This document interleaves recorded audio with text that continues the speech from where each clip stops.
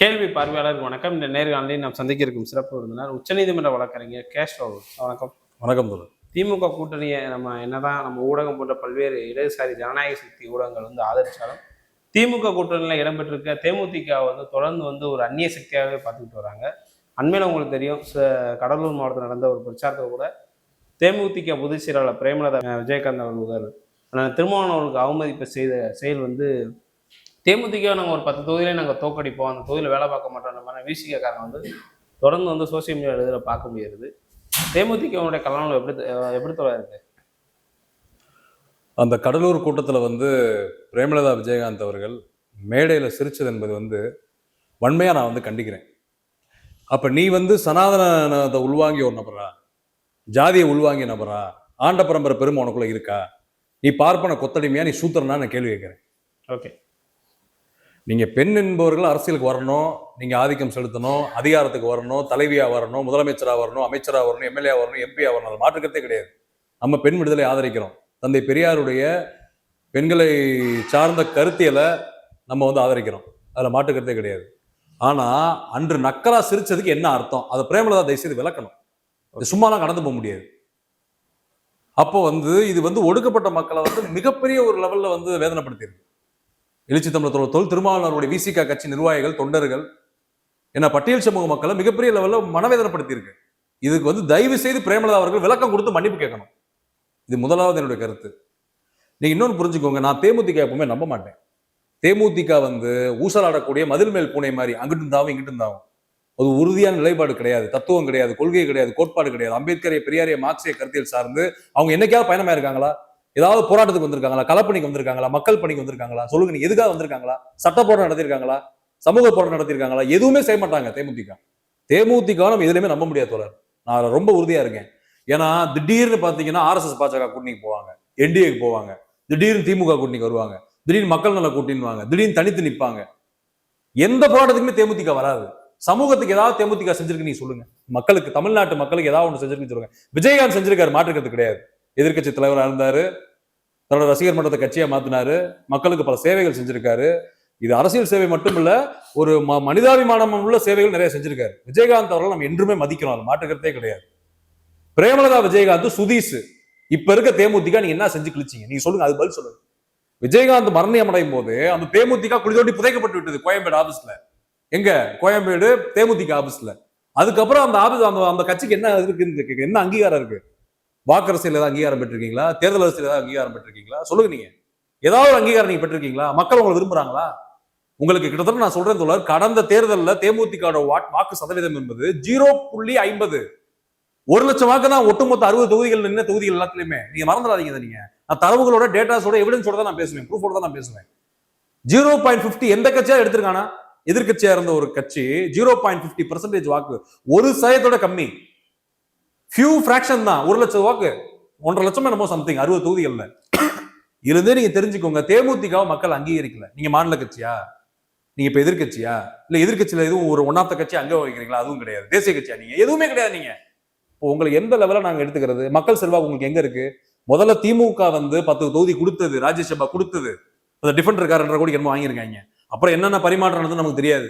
ஓப்பனா தான் நான் பேசுவேன். எனக்கு பயமோ அச்சமோ யாரை பார்த்து எனக்கு வருத்தமும் கிடையாது. நான் என்ன சொல்றேன்னா, இது வேதனையா இருக்கு நமக்கு. இப்ப தேமுதிக அந்த 10 தொகுதி தோத்து போகும் நான் சொல்றேன். நான் இல்ல, அதுக்கு காரணம் அந்த கட்சியோட நிலைப்பாடால் விசிக உள்ளிட்ட பல்வேறு கட்சிகளான்ற விருப்பம்னு வரவேற்கும் போதே யாருமே போய் தாக்கல் பண்ணல. நான் உண்மையை சொல்றேன், வெறிச்சோடி கிடந்துச்சு தேமுதிக ஆபீஸ் கோயம்பேட்டுல. நான் பார்த்தேன், நான் அந்த பக்கம் போயிட்டு வரப்ப நான் பார்த்தேன். விருப்பம் அந்த அம்மா இன்வைட் பண்ணும்போது வெறிச்சோடி கிடந்துச்சு.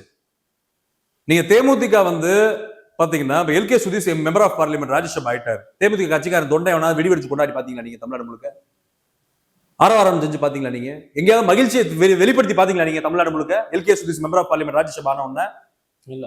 தேமுதிக தொண்டர்களுக்கே அந்த கட்சியின் தலைமை மீது நம்பிக்கை கிடையாதுதான் உண்மை. நீங்க இந்த 10 தொகுதி வாங்கினதுல நீங்க எப்படி ஜெயிப்பீங்க? கூட்டணி கட்சியினரை அவமரியாதைப்படுத்துறது, விசிகாவை, எழுச்சி தமிழர் தொல் திருமாவளவர்கள், தேமுதிகவினர் அவமானப்படுத்துறீங்க. பிரேமலதா விஜயகாந்த் எந்த கூட்டணி கட்சியோட ஒருங்கிணைந்து நீங்க வேலை பார்க்க மாட்டீங்க. ஒற்றுமையா தாந்தோன்றித்தனமா தான் இருக்காங்க விஜயகாந்த், பிரேமலதா விஜயகாந்த் அவர்கள்.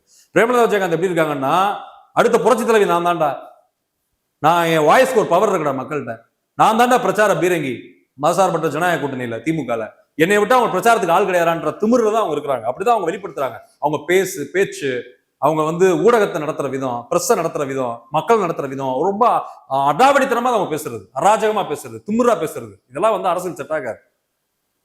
அப்ப இது விஜயகாந்த் இருந்ததா சொல்லுங்க நீங்க? அவர் எப்படி இருந்தாரு? ஆமா. இன்னைக்கு இன்னொன்னு சொல்றேன், கேண்டிடேட் முழுக்க வீக் கேண்டிடேட் தேமுதிக. ஸ்ட்ராங் கேண்டிடேட் யாராவது ஒருத்தர் சொல்லுங்க நீங்க. விஜயகாந்த் மகனுக்கு என்ன செல்வாக்கு இருக்கு மக்கள் கிட்ட? ரெண்டு பேருக்குமே நான் கேட்கிறேன். பாண்டியன் சவுந்தர பாண்டியன் இவரு பாண்டியனுக்கும் நான் சொல்றேன், பிரபாகருக்கும் நான் சொல்றேன், என்ன செல்வாக்கு இருக்கு மக்கள் கிட்ட? மக்கள்கிட்ட ஏதாவது போய் கலப்பணி பண்ணியிருப்பாங்களா? நீங்க தேர்தல் அப்பதான் மக்கள்கிட்டே வர்றீங்க நீங்க தேமுதிக. தேர்தலுக்கு மத்த 5 வருட ஆட்சி நடக்குது ஆண்டுகள் இருக்கு பாருங்க, அந்த 5 ஆண்டு ஆட்சி காலத்துல நீங்க மக்கள்கிட்டே வரது கிடையாது. எதிர்கட்சியா இருந்தாலும் சரி, ஆளுங்கட்சியா இருந்தாலும் சரி. இப்படி இருந்தா எப்படி அரசியல் பண்ண முடியும்? அப்ப தேமுதிக திருப்பரங்குன்ற மேட்டர்ல தேமுதிக நிலைப்பாடு என்ன? நீங்க என்ன பண்ணீங்க? திருப்பரங்குன்ற மேட்டர் நீங்க ஆதரிச்சீங்களா இல்லையா? தீப ஏத்துன்னு சொன்னீங்களா இல்லையா? நீங்க சிஏல உங்க நிலைப்பாடு என்ன? விவசாயிகள் சட்டம் நடக்கும்போது உங்க நிலைப்பாடு என்ன? மத்திய அரசு விவசாயிகள் சட்டம் போடுற, நாடு முழுக்க விவசாயிகள் பண்ணி ஒரு ஆண்டுகள்ல 900 விவசாயி செத்து போனான் டெல்லியில. அப்போ உங்க நிலைப்பாடு என்ன? என்பிஆர் சிஏல உங்க நிலைப்பாடு என்ன? பாபர் மஸ்ஜித் மேட்டர் உங்க நிலைப்பாடு என்ன? நாடு முழுக்க இன்னைக்கு தமிழ்நாட்டுக்கு எதிராக பாஜக, ஆர்எஸ்எஸ், ஒன்றிய பாஜக, மோடி அரசு, பாசிச அரசு வந்து அமித்ஷா அவ்வளவு தமிழக விரோத சட்டங்களை கொண்டு வராங்க. இதை எதிர்த்து பிரேமலதனைக்கு அறிக்கை விட்டுருப்பாங்களா, பேசியிருப்பாங்களா, போட்டம் பண்ணிருப்பாங்களா? தேமுதிக நிலைப்பாடு என்ன? தமிழக அரசியல்ல மத்திய ஒன்றிய அரசு நோக்கி என்ன நிலைப்பாடுல இருக்காங்க? எதிர் நிலைப்பாடா, ஆதரவு நிலைப்பாடா, இல்ல நியூட்ரலா? அப்ப எதுலையுமே நீங்க அவங்க நம்ப முடியாது. மீனவர் பிரச்சனை உங்க நிலைப்பாடு என்ன சொல்லுங்க நீங்க? Neutrino, hydro carbon, Sterlite, Arattapatti, Madurai, இதுல உங்க நிலைப்பாடு என்ன? எதுலையுமே நீங்க கண்டுபிடிக்க முடியாத உங்க நிலைப்பாடு. அவங்க எதுவும் வெளிப்படுத்தவும் மாட்டாங்க, தெரியப்படுத்தவும் மாட்டாங்க. ஏன்னா அவங்களுக்கு வந்து கொள்கை கோட்பாடு தத்துவமே கிடையாது தொடர். அப்ப இப்படிப்பட்ட ஊசலாடக்கூடிய கும்பல் நம்ம எப்படி நம்புறது? இப்ப இந்த 10 சீட்டுமே அவுட் ஆக போகுது. இப்ப திமுக தான் செட் பேக். நான் ஓப்பனாவே நான் சொல்றேன், வெரி வீக் கேண்டிடேட். நான் ஓப்பனா சொல்றேன், விருதுநகர்ல விஜயகாந்த் மையம் தோத்து போறாங்க. பிரபாகரன் விஜய் வலுவா இருக்காங்க அப்படின்னு சொல்றாங்க. வலுவா இருக்காங்க நீங்க எப்படி சொல்லலாம்? இப்ப KKS சார் வேலை பார்க்கிறாரு, எல்லாருமே திமுக முன்னணி நிர்வாகிகள் போய் பிரச்சாரம் பண்றாங்க, முதலமைச்சர் போய் பிரச்சாரம் பண்றாங்க, எல்லாரும் பண்றீங்க. வலுவா களத்துல இல்லையே. பிரபாகரன் மக்களை சந்திக்கிறது இல்லையே. நீங்க எங்கேயாவது நீங்க ஒரு வீடியோ எடுத்து ஃபுட்டேஜ் காமிங்க எனக்கு. நீங்க மக்களோட போய் நிக்கிறாரு, மக்களோட போய் பிரச்சாரம் பண்றாரு, திண்ணை பிரச்சாரம் பண்றாரு, மக்களை வீடு வீடா போய் சந்திக்கிறாரு, ரோட்ல தெருல நடந்து போறாரு, எங்கேயாவது ஒரு பிரச்சாரம் காமிங்க நீங்க. விருதுநர்ல விஜயகாந்த் மயம் பண்றத இவங்க சொகுசு பூனை. இவங்கெல்லாம் சொகுசா அந்த வேன்ல போறது, அர்பனெக்ஸ் வேன்ல போயிட்டு அப்படியே ஒரு பாலா காமிச்சிட்டு வர்றது. களத்துல நீங்க எங்க போய் மக்களை சந்திக்கிறீங்க? பேச்சு திறமை இருக்கு அவங்களுக்கு தேமுதிக யாருக்காது? பிரபாகரன் நிக்கிறாருல விருதுநர்ல, பேசுறாரு மேடையில மைக்கு பிடிச்சு, அதுவே உங்களுக்கு இல்ல. அதான் நான் சொல்றேன் இல்ல, இந்த 10 சீட் என்பது தேவையில்லாத ஆணி, ஒரு யூஸும் கிடையாது தமிழ்நாட்டு மக்களுக்கு. இதனால நான் தேமுதிக அப்படியே ஜெயிச்சு சட்டமன்றத்துக்கு போன என்ன பண்ண போகுது தேமுதிக? இப்ப நாடாளுமன்றத்துக்கு சுதீஷ் என்ன பேசிட்டாரு? நாடாளுமன்ற பதவி விழா போயிருந்தாருல, நாடாளுமன்ற அவை நடந்துகிட்டு இருக்குல்ல, ஏதாவது பேசினாரா அவரு? சொல்லுங்க நீங்க. ஏதாவது சுதீஷ் மக்களுக்காக ஒரு மேடை பேச்சு பேசி நீங்க பாத்திருக்கீங்களா? ஒரு பிரச்சாரத்துல பேசி பாத்திருக்கீங்களா? சுதீஷ் வந்து விஜயகாந்தோட சேர்ந்து பல படம் ப்ரொடியூஸ் பண்ணாரு. நரசிம்மா படம், பல வாஜிநாதன், விஜயகாந்த் வச்சு பல படங்களை வந்து கோ ப்ரொடியூசர் வந்து ப்ரொடியூஸ் பண்ணி சம்பாரிச்சாரு. அவ்வளவுதான் சுதீஷ். சுதீஷுக்கும் மக்கள் பணிக்கும் சுதீஷுக்கும் அரசியலுக்கு என்ன சம்பந்தம்? ப்ரொடியூசர் அவரு. நீங்க நாடாளுமன்றத்துக்கு என்ன பண்ண போறாரு சுதீஷ்? எதுவும் செய்ய போறது கிடையாது. அதான் நான் சொல்றேன் இல்ல, தகுதியற்றவர்கள் இவர்களை தமிழ்நாட்டு மக்களே புறக்கணிப்பார்கள். நான் சொல்றேன் தப்பா நினைக்காது. நமக்கு வந்து திமுக மதசார்பற்ற ஜனநாயக முற்போக்கு கூட்டணி ஆட்சிக்கு வரணும், மாற்றுக்கிறது கிடையாது. மீண்டும் முதலமைச்சராக மு க ஸ்டாலின் வரணும், துணை முதலமைச்சர் உதயநிதி ஸ்டாலின் வரணும், எனக்கு எந்த மாற்றுக்கிறது கிடையாது. ஆனா நீங்க மிகப்பெரிய வரலாற்று பிழை தவறு நீங்க பண்ணிட்டீங்க கூட்டணியில. இப்படிப்பட்ட ஒரு கட்சிக்கு போய் நீங்க 10 சீட்டை கொடுத்துட்டீங்க, ராஜ்யசபா MP ஒன்று கொடுத்துட்டீங்க. இப்ப இதனால தமிழ்நாட்டு மக்களுக்கு ஏதாவது ஒரு சல்லி பைசா பிரயோஜனம் நீங்க சொல்லுங்க? ஒரு பிரயோஜனம் இருக்காது. அதுதான் அந்த தேர்தல் முடிவு அமைய போகுது. ஓகே, இதுல விசிக காரங்க எப்படி நிலைப்பாடு எடுக்கிறாங்க? நான் ஆரம்பத்தே சொன்ன மாதிரி தேமுதிகவுக்கு நாங்க வாக்களிக்க மாட்டோம்னு ஒரு கருத்துல உறுதியா இருக்காங்க. அதை எப்படி பார்க்கலாம்? யோசித்து பாருங்க தோழர், ஒரு தேர்தல் டைம்ன்றது குரூஷியல் பீரியடு. ஒரு 20-30 நாள் பிரச்சாரம் நடக்குன்னு வச்சுக்கோங்க. ஒரு தலைவர் உன்னை வந்து நன்றி தெரிவித்து உன்னை வந்து வாழ்த்துறாருன்னா, நீ சிரிச்ச மேடையில் நக்கலா சிரிச்சனா எவ்வளவு பெரிய அநாகரிகமான செயல் இது. யோசிச்சு பாருங்க. அவர் ஒரு ஒன் ஆஃப் த ஒரு போராளி தலைவர், புரியுது உங்களுக்கு? ஒரு மிகப்பெரிய பெரும் சமூகத்துடைய ஒரு ரெப்ரசன்டேட்டிவ் இருக்கிறாரு. ஒரு ஜாதி தலைவர் நான் சொல்ல, எல்லாருக்குமான பொதுவான தலைவராக இருக்கிறாரு. எல்லா மக்கள் பிரச்சனைக்கும் போராடுறாரு. நாடாளுமன்றத்தில் போய் பார்த்தீங்கன்னா ஒன்றிய மத்திய பாஜக அரசுக்கு, RSS BJPக்கு, மோடி அமித்ஷாக்கு மிகப்பெரிய ஒரு சிம்ம சொப்பனமா இருக்கிறாரு. சனாதன சங் பரிவார் கும்பலுக்கு எதிராக அவ்வளவு அரசியல் பண்றாரு. அப்ப அவர் உன்னை வாழ்த்துறப்ப நீ நக்கலா சிரிச்சுக்கிட்டு இருந்தேன்னா என்ன அர்த்தம்? நீங்க யோசிச்சு பாருங்க. அப்ப அவன் தொண்டையும் பார்த்துட்டு இருக்கான், விசிகா தொண்டை ஃபுல்லா பாக்குறான். எல்லாம் ஃபேஸ்புக்ல லைவ் போயிட்டு இருக்கு, யூடியூப், இன்ஸ்டாகிராம், வாட்ஸ்அப் எல்லாத்துலயுமே வந்து லைவ் போயிட்டு இருக்கு ஃபுட்டேஜ். அப்ப எல்லா மக்களும் பாக்குறான், விசிகா காரன் லைவ்ல பாக்குறான் அந்த நிகழ்ச்சியை. அப்ப விசிகா காரர்களுக்கு ஒரு மனவேதனை ஏற்பட்டுருச்சு, மனம் உடைந்து போயிட்டாங்க. அவங்க தலைவர் அப்படி பண்ணும்போது அவங்களால ஏற்றுக்கொள்ள முடியல. அப்ப அவங்க என்ன பண்ணுவாங்க? அதை அரசியல் உள்ளடி வேலையை பார்ப்பாங்க. உனக்கு பிரச்சாரம் பண்ண மாட்டாங்க, உனக்கு களத்துல வேலை பார்க்க மாட்டாங்க. அப்ப ஆட்டோமேட்டிக்கா செட்பேக் ஆகும்ல. அதுதான் நடக்க போகுது விருதுநகர்ல 10 தொகுதியில இப்ப அதான் நடக்க போகுது. வாக்கும் செலுத்த மாட்டோம். எங்க தலைவரை இழிவுபடுத்திய பிரேமலதாக்கு நாங்க வாக்கு செலுத்த மாட்டோம்.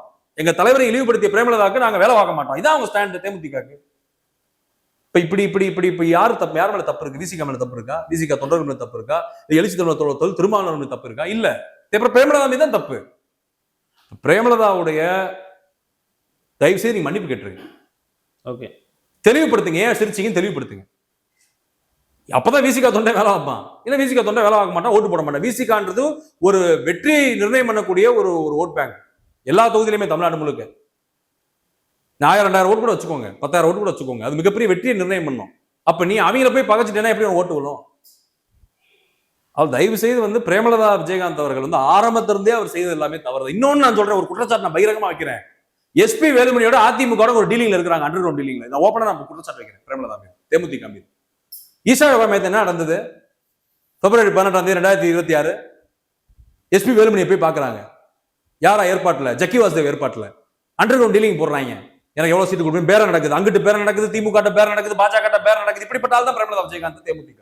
சுதீஷ் திமுக பேரம் பண்ணோன்னா இட்டு ஓடி வந்துட்டாங்க. புரியுது அவங்களுக்கு? அவங்க மக்களுக்காகவோ கொள்கை கோட்பாடு தத்துவத்துக்காக வரல. ராஜ்யசபா சீட்டு பெட்டி, அதுக்கடுத்து 10 தொகுதி எம்எல்ஏ, இதுக்கு தான் வந்தாங்க. ஓப்பனா நான் சொல்றேன். அங்கிட்டு பேரம் படிச்சு அங்கிட்டு போயிருப்பாங்க. ஏற்கனவே எடப்பாடி பழனிசாமி ராஜ்யசபா கொடுக்குறேன்னு சொல்லி ஏமாத்திட்டாரு, கொடுக்காம போனதுல. அது உங்களுக்கு ஒரு வெறுப்பு இருக்கு அவங்க மேல. இப்பயும் நான் சொல்றேன், பிரேமலதா விஜயகாந்த் நீங்க தயவுசெய்து நம்பாதீங்க. தேமுதிக நம்பாதீங்க, தேமுதிக நம்பாதீங்க. என்னைக்குனாலும் அவங்க ஆப்படிப்பாங்க. நாளைக்கே பாஜக அரசு கூப்பிட்டா கூட உடச்சுக்கிட்டு போவாங்க, கூட்டணி விட்டு வெளியே 10 எம்எல்ஏ கூப்பிட்டு. சப்போஸ் ஜெயிச்சுட்டா சொல்றேன். அது இப்படிப்பட்டவர்கள், அரசியலுக்கு லாயக்கற்றவர்கள், என்றும் துரோகிகளாக இருப்பார்கள். எட்டப்பனாக உடையனத்தேவனாக இவங்க இருப்பாங்க. உண்மையா இருக்க மாட்டாங்கன்னு தயவுசெய்து புரிஞ்சுக்கோங்க. நினைக்கிறீங்களா? அதனால தோக்கன்னு நினைக்கிறீங்களா? தோக்கன்னு நான் நினைக்கிறேன் இல்லைங்க. மக்களே ஓட்டு போட மாட்டாங்க இந்த மாதிரி ஆளுங்க. மக்கள் முட்டாள் நினைச்சிட்டு இருக்கீங்க நீங்க. தமிழ்நாட்டு மக்களை எல்லா மக்கள் பார்த்துட்டு தான் இருக்கேன். புரியுது உங்களுக்கு? இன்னைக்கு ஊடகம் வந்துருச்சு, சோசியல் மீடியா வந்துருச்சு, மக்களுக்கு எல்லாமே லைவ் அப்டேட் ஆயிட்டு இருக்கு. மக்களே முடிவெடுப்பான், வீழ்த்துவான். நான் எதுக்கு வீழ்த்துன்னு நினைக்கிறேன்? எனக்கு திமுக ஆட்சி வரணும், மசார்பட்ட ஜனநாயக முற்போக்கு கூட்டணி ஆட்சி வந்தா நான் வேலை பார்த்துட்டு இருக்கேன். அம்பேத்கரை பெரியாரை மார்க்ஸ் இயக்கத்தில் ஜெயிக்கணும் தான் நான் வேலை பார்த்துட்டு இருக்கேன். எனக்கு எதுக்கு அந்த எண்ணம்? நீங்க தகுதியற்றவர்கள்.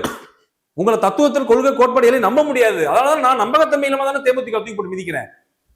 பிரேமலதா விஜயகாந்த் அவர்கள் மீது விமர்சனம் வைக்கிறேன், தேமுதிக காரங்க விமர்சனம் வைக்கிறேன்.